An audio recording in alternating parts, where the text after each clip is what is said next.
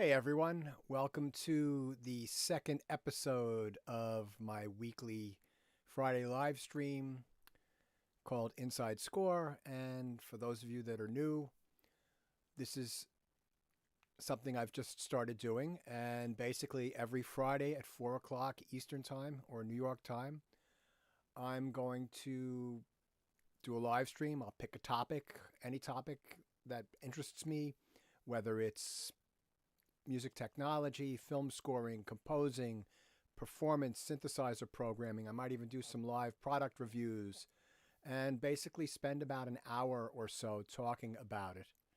Uh, and hopefully over time, I'll be able to pick up some more people to watch this. I can get some feedback, find out some things that people might be interested in having me discuss. And this is basically just like one of my classes that I'm teaching online right now down at the Copeland School of Music in the City University of New York. So it's the same format, except I don't have people on Zoom giving me verbal feedback, but hopefully some people will ask some questions in the chat. So today I thought I would talk about something that most of my film scoring students have an issue with, and that's finding films to practice scoring with, because it's sort of like a contradiction. You can't score films or get hired to score films unless you've scored films. You know, you've got something to show people. So what I thought would be kind of cool would be to show a project I did a couple of summers ago where I took the bus down to New York City. I live up in the Hudson Valley, about 70 miles north of the city. I lived in the city for decades, and I just moved up here a few years ago. A summer day, couple of summers ago, and I brought my camera with me. I had at that point a cheap Nikon DSLR with the kit lens, and there's an area of New York City called the Highline. And what the Highline used to be, for those of you that don't know, it used to be an elevated roadway above Manhattan on the west side in the meatpacking district, and then it went up to about 34th Street. And basically, it was a road where things could get delivered. I'm not sure if actual cars drove on it, but maybe delivery trucks. Because there was all sorts of industries over there. And as I was growing up, I would be in the city often with my family, and it was sort of abandoned, and it was falling apart. And then maybe 15 years ago, it was revitalized by the city, and it became like a tourist attraction. So you've got this elevated walkway that starts on 14th Street and goes up to about 34th Street. So what I thought I'd do is I'd take my camera and take a bunch of pictures and turn those pictures into a narrative, almost like a documentary style film. So if you don't have a camera, you can use your phone, right? Our phones these days are incredibly powerful. You can do still pictures. You can take short videos. You could do time lapse with your phone. You can do slow motion with your phone. And all you have to do is come up with a narrative, create your content, and then you don't have to have a very expensive video editing program. I did this all in iMovie.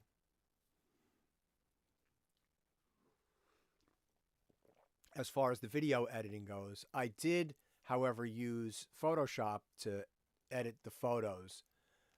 I have an educational discount, so I got it for fairly cheap. But there's an iPhone app called Camera spelt backwards, Amarak or something like that. You can do some crazy, really cool filtering and stuff like that on there.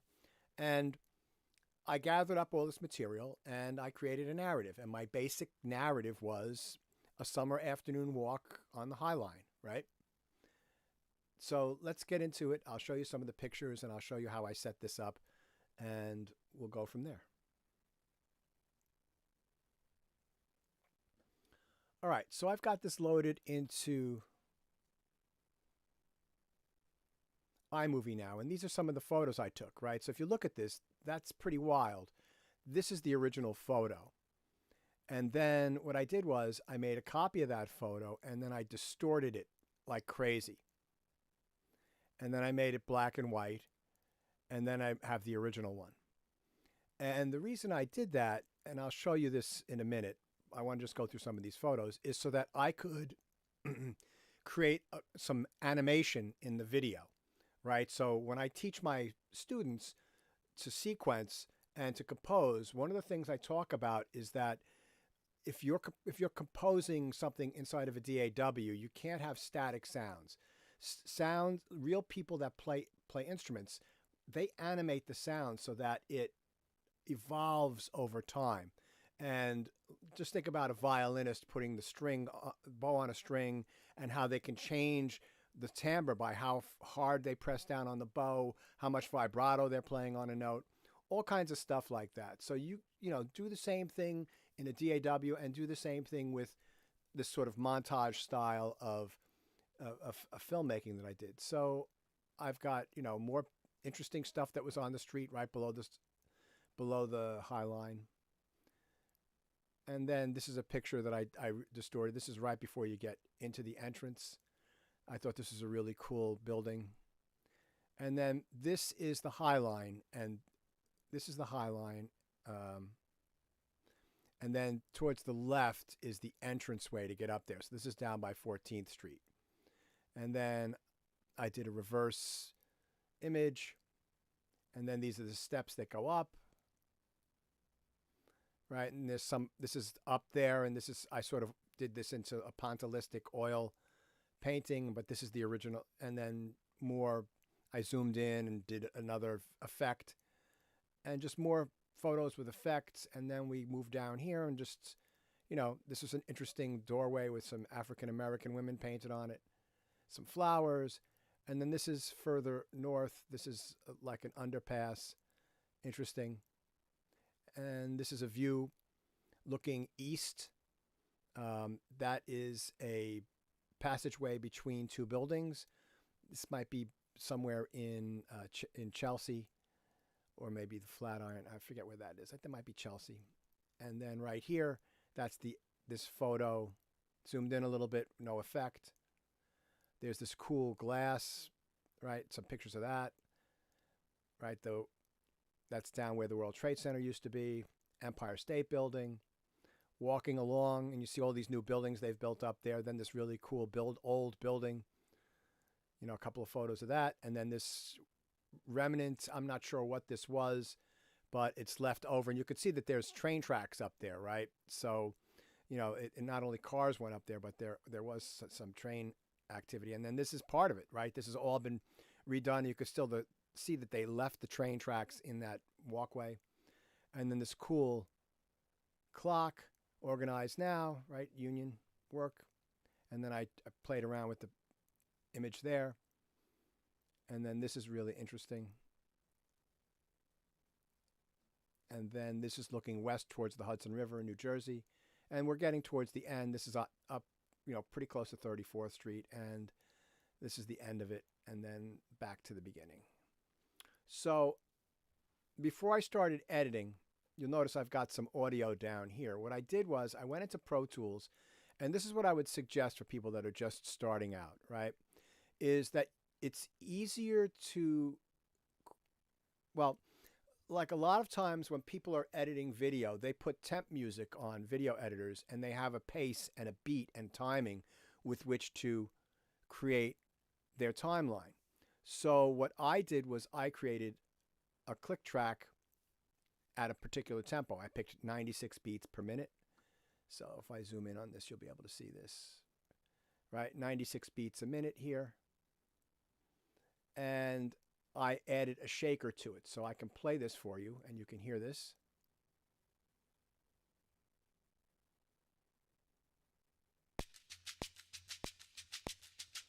So that gives me my pacing, right? And it's having the shaker there is a little nicer to listen to than just a static click track. Whoops. All right. So I pull that into iMovie, and then you can hear it down there. So basically, the other thing too is that you should, if you're going to do this, you should just watch a couple of videos on editing. There's a link in the description box below about the various different kinds of cuts there are that you can, various kinds of cuts that video editors do. It's on the Shutterstock YouTube page, I believe. Or it's an article with link to actual video examples. And you should just look at some of those. I'm doing mostly montage work with Dissolve, and I use what's called the Ken Burns effect to move the images around. But we've got this here, and just pull this in. Right, and you notice that it's got 4 seconds. Well, what I can do here is I can trim that audio and slide it so it's back at the beginning of the session. 2, 3, 4, 2, 2, 3, 4, 1. So that's my, right where that bar is, that's my downbeat. And then I can pull this in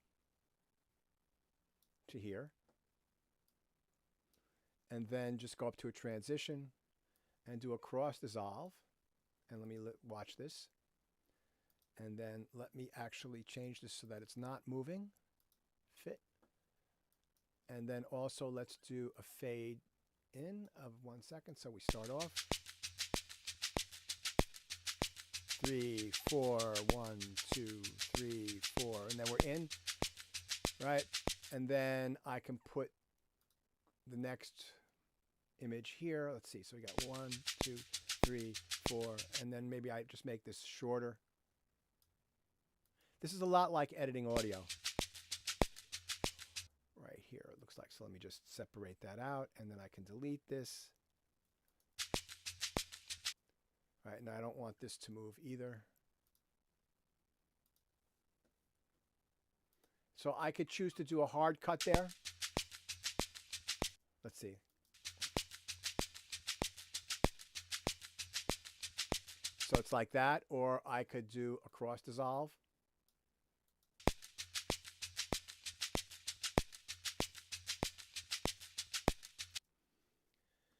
It's pretty cool. And then there's some of the other things that I've done here. I'm going to show you the whole film. I've got it done. I'm just showing you some of the techniques I did. So this right here is kind of cool. So if this is one, let's see.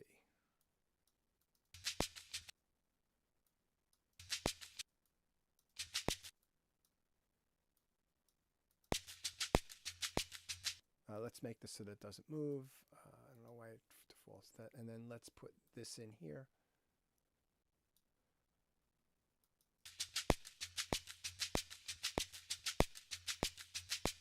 Right, and you could see how that automatically, that would be something that I would do a jump cut, just a hard cut right into it. So, you know, you pace things out, you create a timeline, you go through this, you put your pictures in, you play around with how long certain things are, whether you're going to do something like the Ken Burns effect, which, like, let's say I made this really long. So let's do this. So I'm going to make it so that it starts full.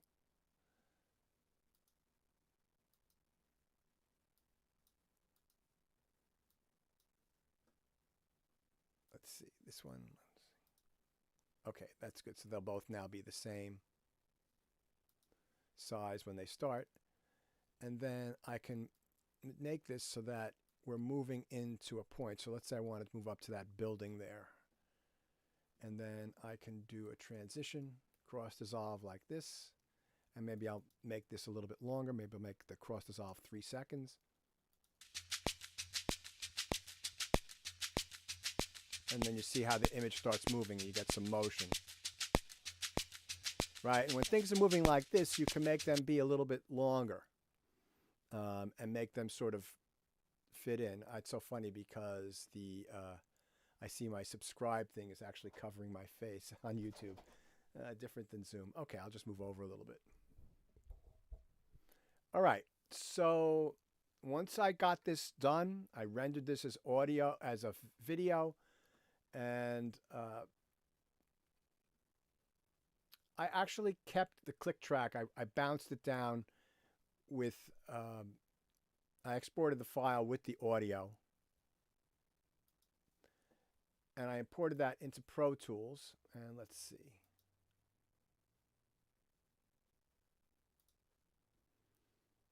And I've got that down here.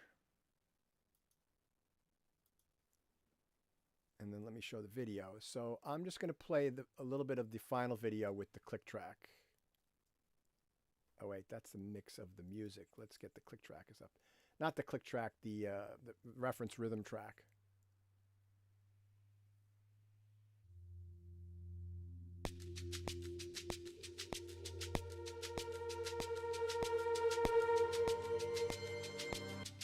Here we go.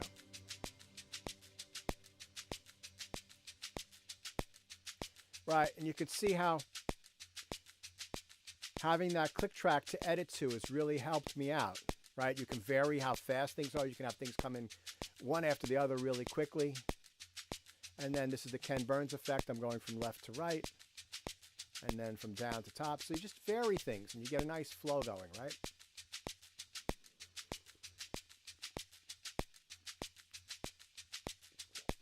And it is nice to create some effects on some of these videos, some of these images, so that they're not all realistic.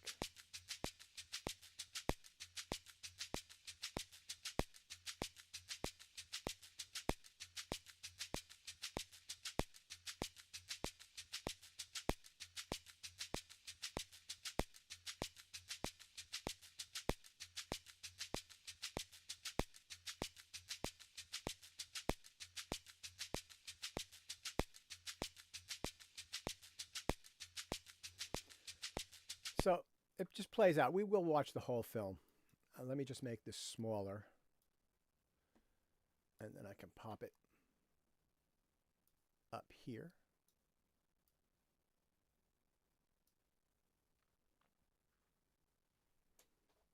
All right. I'm just going to show the screen without me. So if there are any questions, pop them into the chat. All right, and I hope that there aren't too many dropped frames happening where the video is skipping. I'm seeing that in my OBS for some reason today. All right, so let's take a look at some music. So I'm going to mute this for now. Actually, why don't I just make this inactive so that there's no chance of it sounding. And let me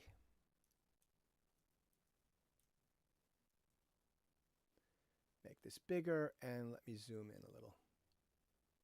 So let me just quickly show you my template. So I'm using pretty much all Spitfire and Spectrasonics product. So right here on this particular patch, legato flobo. That's what my composition teacher used to call flute and oboes. So basically I've got solo oboe, solo flute, and then two flutes.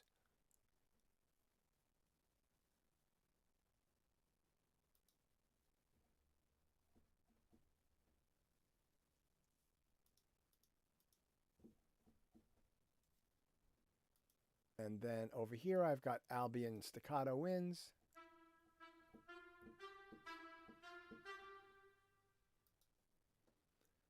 And then Kepler winds, giving me a nice rhythmic thing.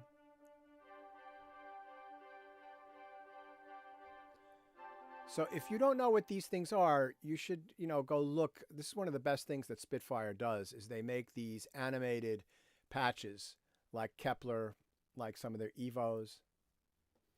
And then I've got quintuplets with that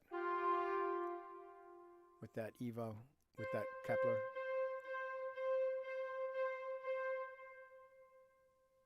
And then low winds. And then I've got a VCA to control the level of the wind section and also when I want to solo it. Then this is kind of interesting right here, is that in addition to creating the video content, I've actually created some audio as well. And these are rocks on ice.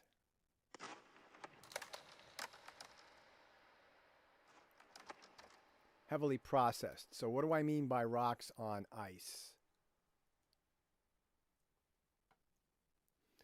Well, I go out and walk my dog every day, and there's a nice trail outside the village I live in, and there's some floodplains in the trail off to the side of the trail, and I have my phone with me and a little Shure stereo mic that goes right on the iPhone.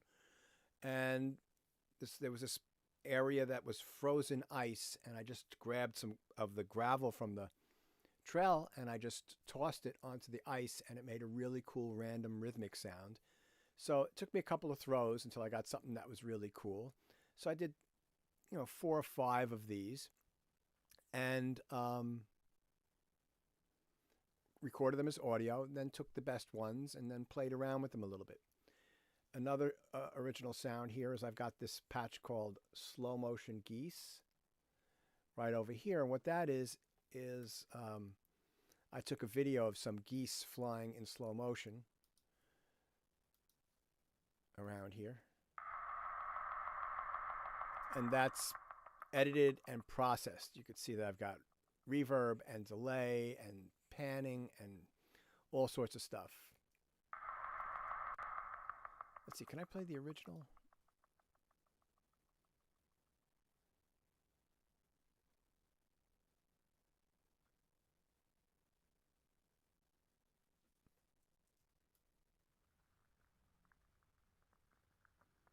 Yeah, I don't know if you can hear that. That's really quiet.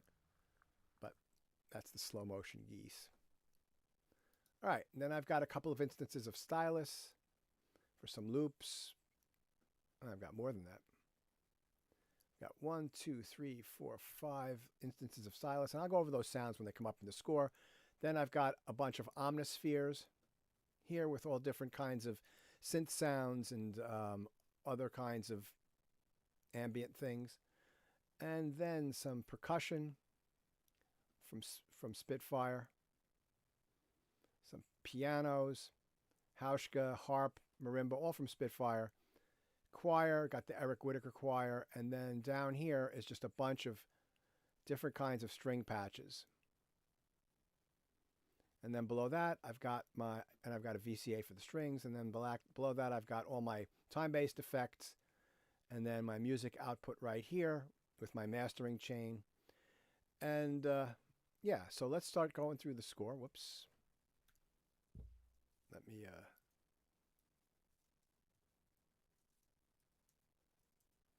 Great. So let's play the score, and I'll stop and talk about it as we go along. And the film is right here.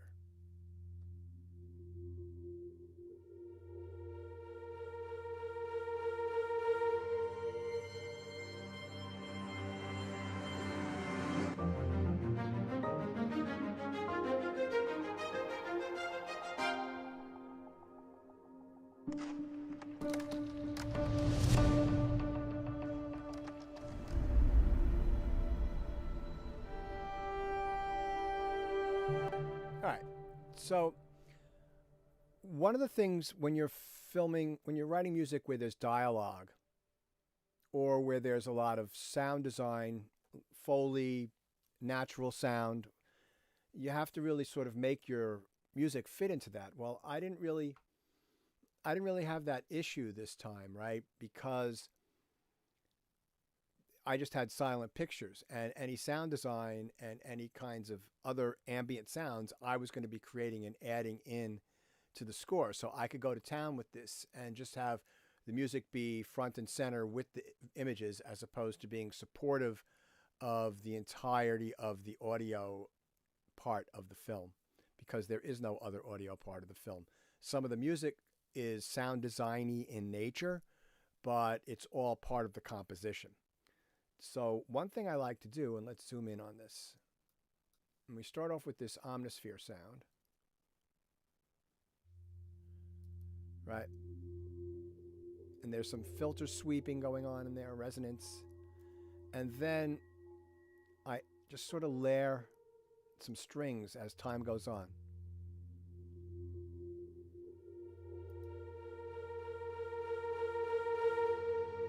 Right? And then let's play all those sounds. I believe that this, so you could see as time goes on, I'm entering one more. Let's go back to the monitor.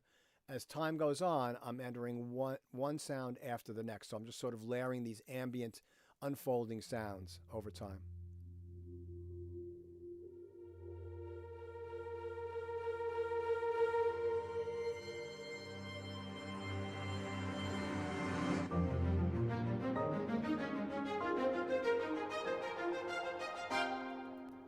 And this right here,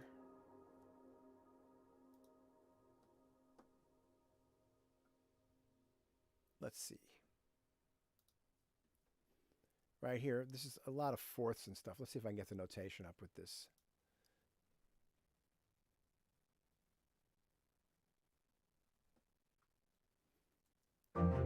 Right, so Pro Tools doesn't have great notation, so there's a lot of enharmonically incorrectly spelled pitches here, but you can get the general idea.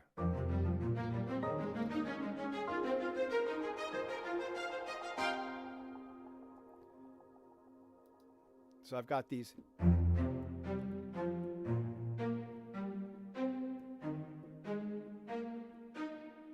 So there's suspended fifths right over here.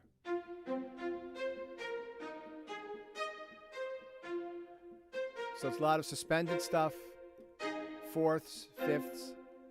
It's kind of like mid-20th century American classical music that you'd find there.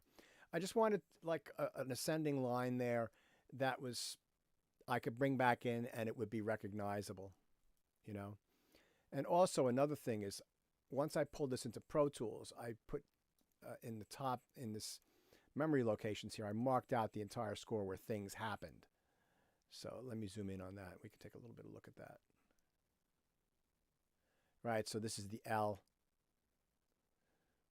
Timed photos, stairwell, tempo, doors, flowers, just descriptive things so I know which pictures are coming up. Archway, elevated walkway, glass wall. Whoops. There we go, zooming out. Still got to get my zoom a little bit more happening. All right, let's continue on with the score.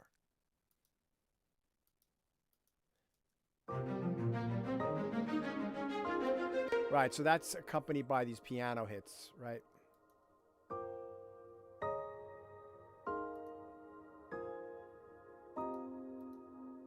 So let's see, with Omnisphere.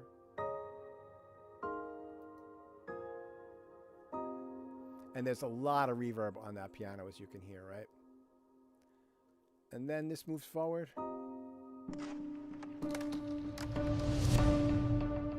So this is a reverse percussion sound, which is kind of cool. Did that in Pro Tools, just there's the reverse function. And that works really well with the picture change.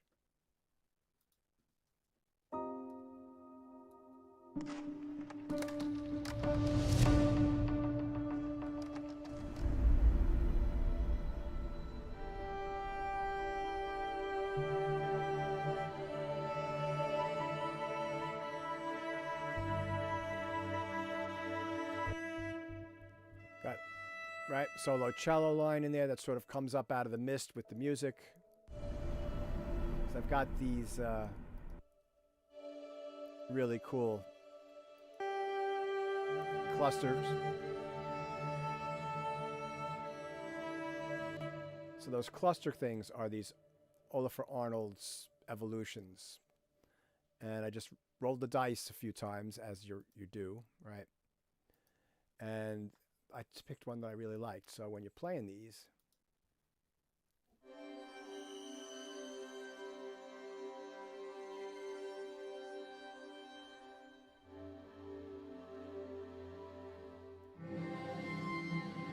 like these are not things that you can really program, so it's really nice to have them. And if you just use them sparsely and with really good taste, you can add so much realism and motion into your score.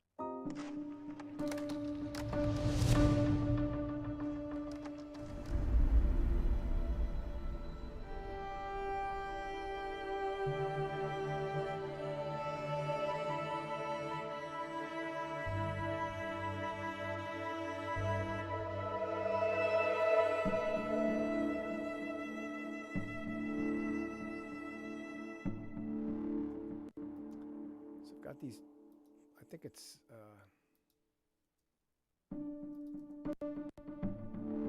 Right, so I've got these omnisphere sounds here that are doing this kind of distorted pulse, which is really cool.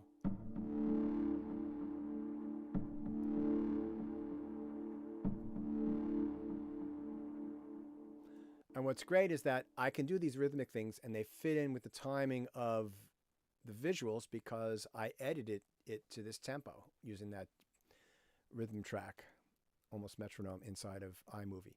So one of the things that I'm doing here also is the combination of electronic sounds and orchestral sounds, right? So that's sort of a hybrid.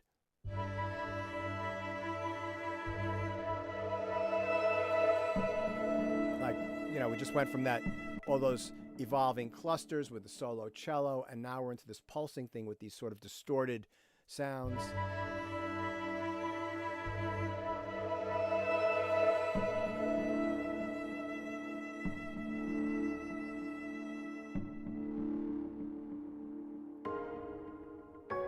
And then just a quick jump to another key with these chords here. Let's take a look and see what these are.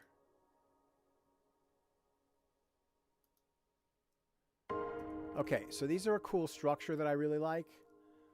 If you look at the bottom, it's a suspended chord.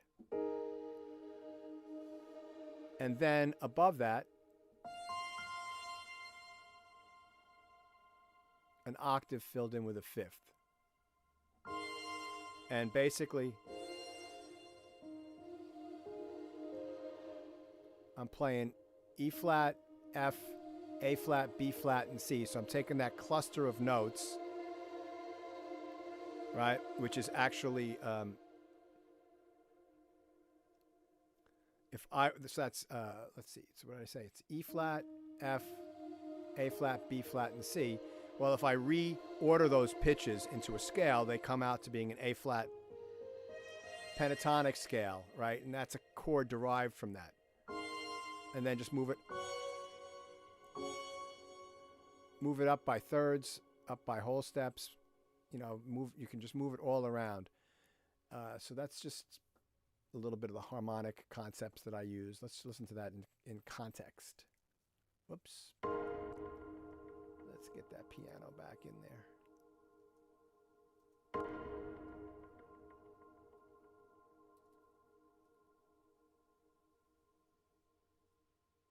Here we go.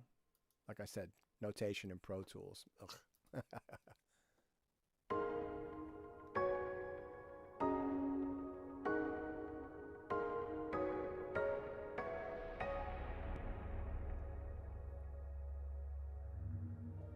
And then taking that piano thing, and then that's a tam-tam that I've sound designed. I've pitched it down a little bit, and I turned it into audio, and I just processed it a bit. So that's actually a recording of a tam-tam, which is a big gong, basically.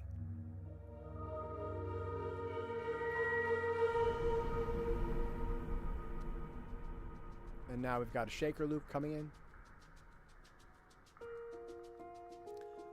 which is much more sensitive than the one that I, cut the video to, right? So we're changing because I just felt like I wanted something with pacing right here.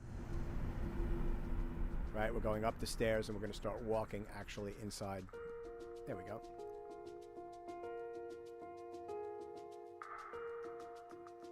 So that piano figure, dum da dum dum ba dum da dum dum, it's got sort of like a Montuno feel to it. I love Afro-Cuban music. I love Brazilian music. I love Latin American music. Being Italian, it's very, Latin music is very dear to me. And I try to get that into my compositions wherever I can. And this is just a sneaky way to bring a Montuno in.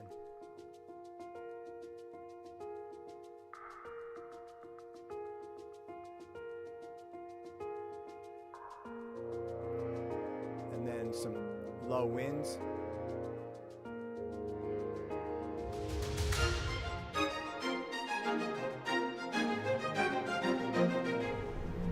And that's sort of a variation on that opening line and also of the chords that I played. So we are here. Let me set this up. Scrolling page. Okay, here we go.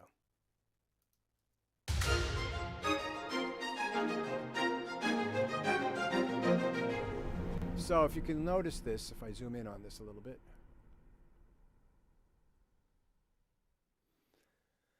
I played this in an ensemble patch because I did this whole score in like a day and a half, so I didn't want to go around to the solo instruments. But I've got these fourth chords in my left hand.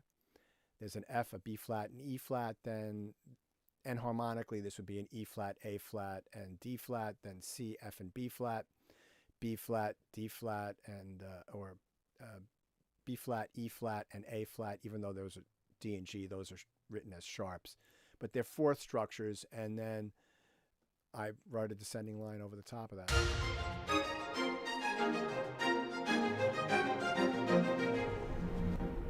So that's something I really like doing, and I play with those structures when I'm improvising. I got a lot of that from being influenced by Chick Corea, McCoy Tyner, jazz pianists of the 1960s. All right, let's continue on. Oh, and I double that with these winds.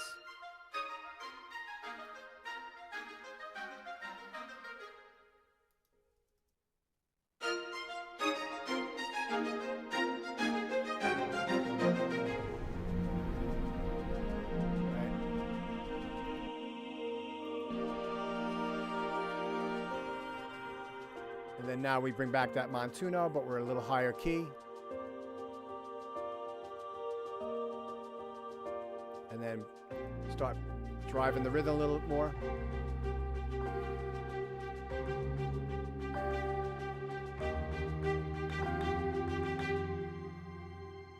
Suspend the time here. Let's take a look at what these chords are here.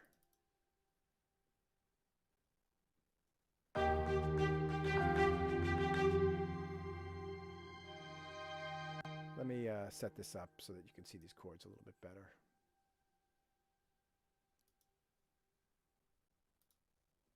There we go. So start out with a single note,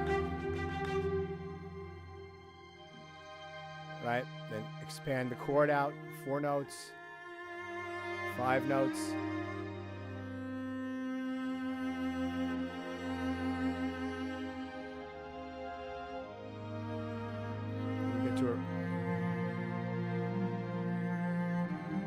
Right, so we end here on this C suspended chord. We're coming from A flat, B flat, up to C. I know this says G sharp, but it's really an A flat.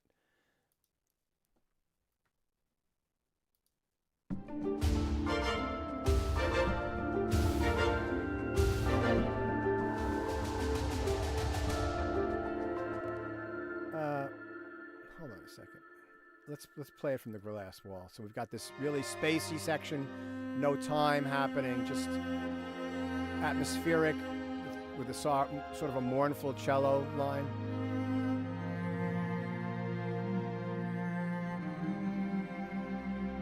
And back into more driving.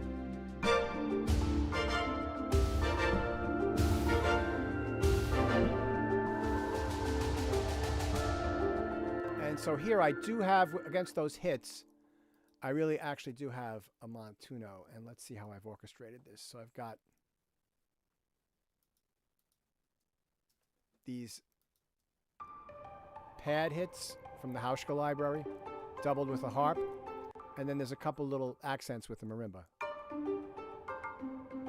But, right? And then those marimbas are also doubled with the strings.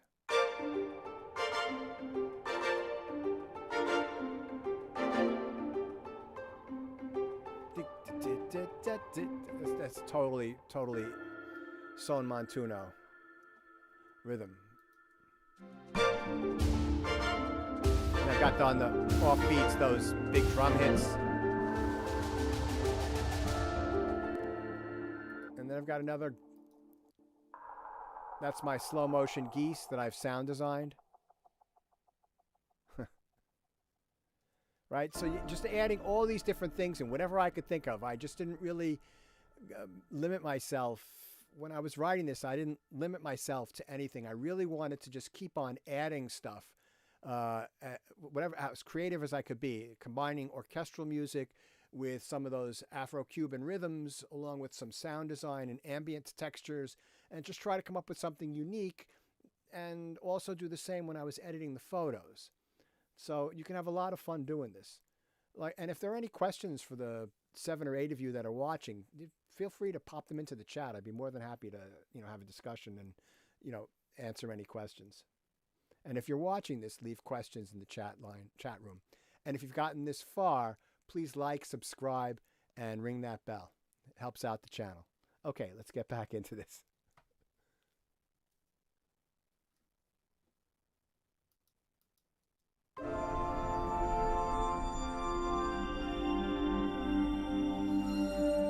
So more ambient textures, and then I've got some timed photos right here, and let's see what I do there.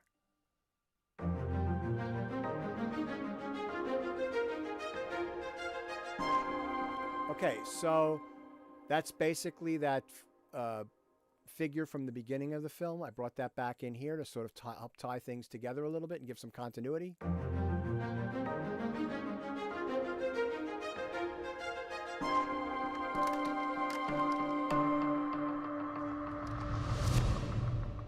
So right here, when I've got the clock going, I've got here in the timeline, it says, whoops, it says big clock right here. And I sort of something that has, I've set up those rocks on ice so they almost sound like a ticking of like a grandfather clock or a second hand on a regular clock watch.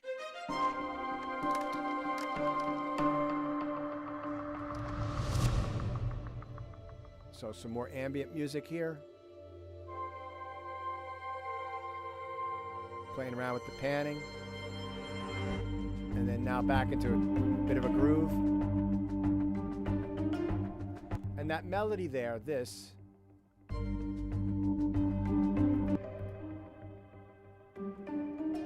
That's how I've orchestrated that. So I've got this Hauschka pad hits, which sound like this. Going with the harp. And a marimba. So if I were to record, enable all 3 of those, I think it's a really interesting texture. But this line here,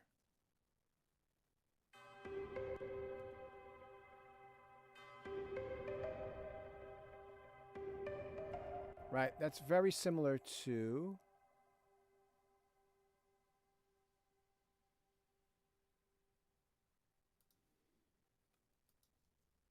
It's sort of like a variation on this, right? These rhythmic things that just keep on repeating, sort of like ostinatos, and that's also similar to the to that montuno that I've had right in this section here,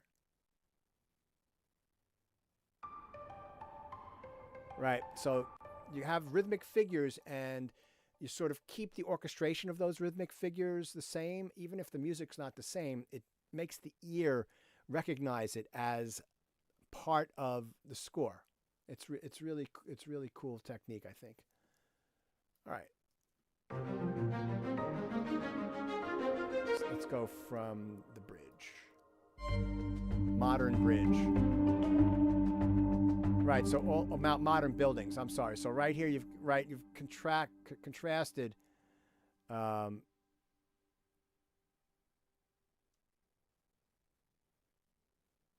like some of these things here. Like these are really old, like from the 20s, 30s, 40s, some of those structures. And then like this is an old building. And then later on, you've got this modern buildings on the left, right, with that interesting metal structure there.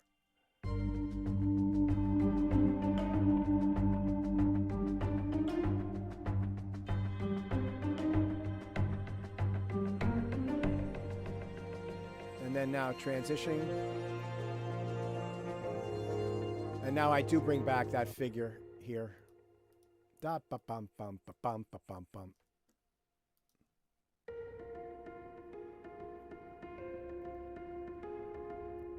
Except this time I've got these plucky pad hits along with the piano.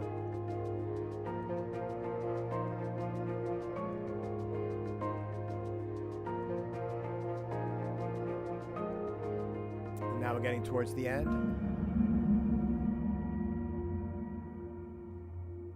Back to ambient music, and we're just going to build up to a big finale.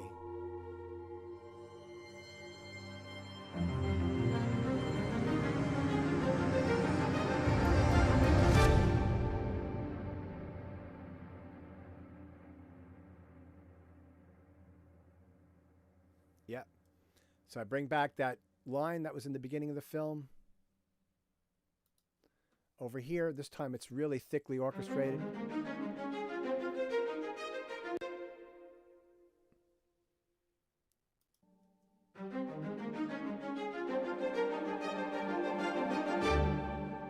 With all sorts of stuff, other instruments, and then these sound design things here.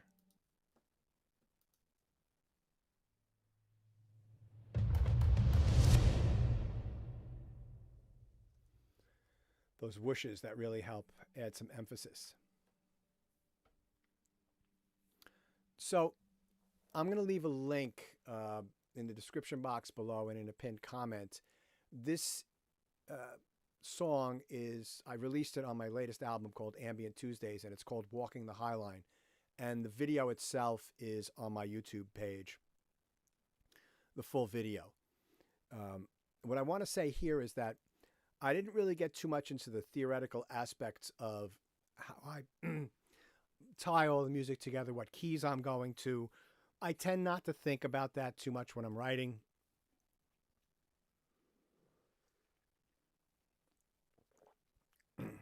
I want to change key here, and then I just sort of figure out something that goes into the next section. You know, I either jump stuff up by a minor third or by a half step or by a whole step.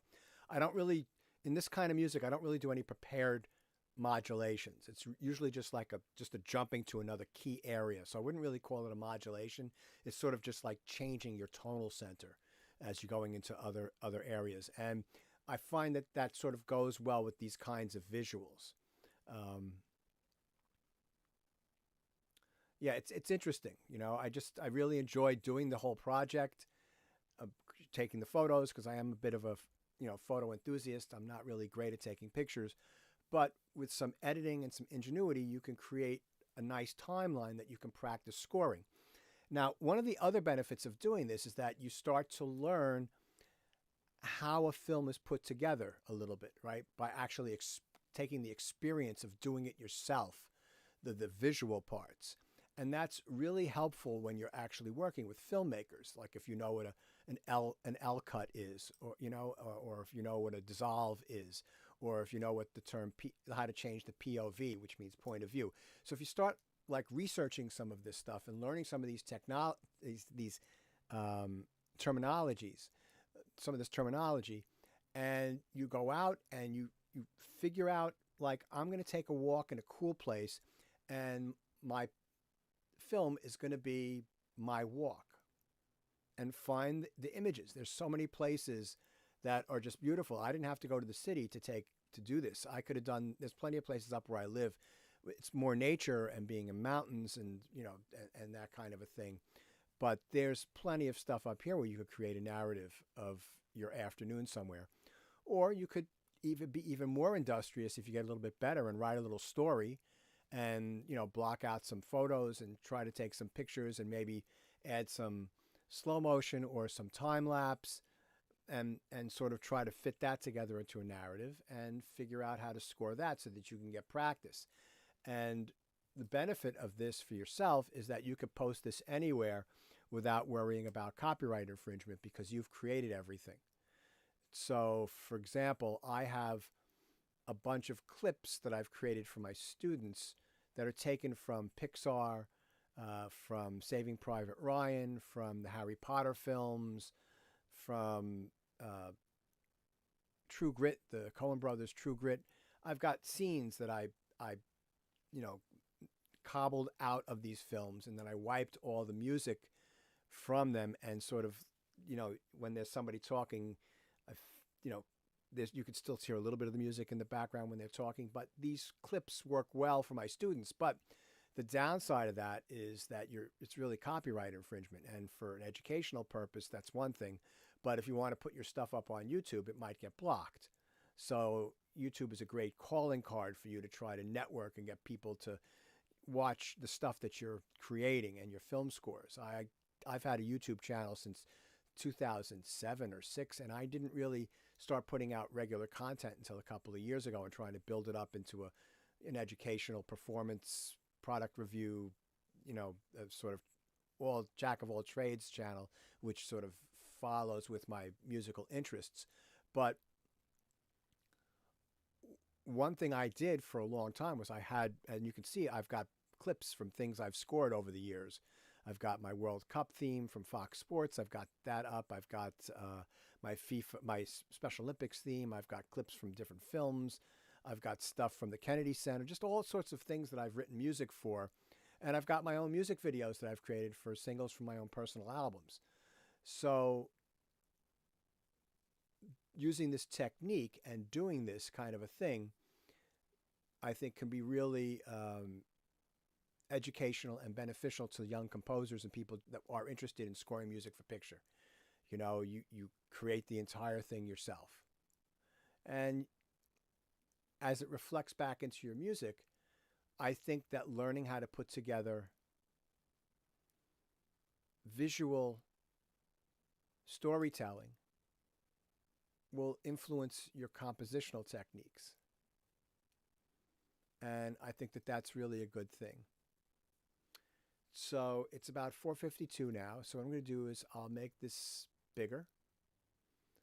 And I'll play the entire film and make this bigger. Hit the return key and let's watch it. And I'll come back and talk on the flip side. Here we go.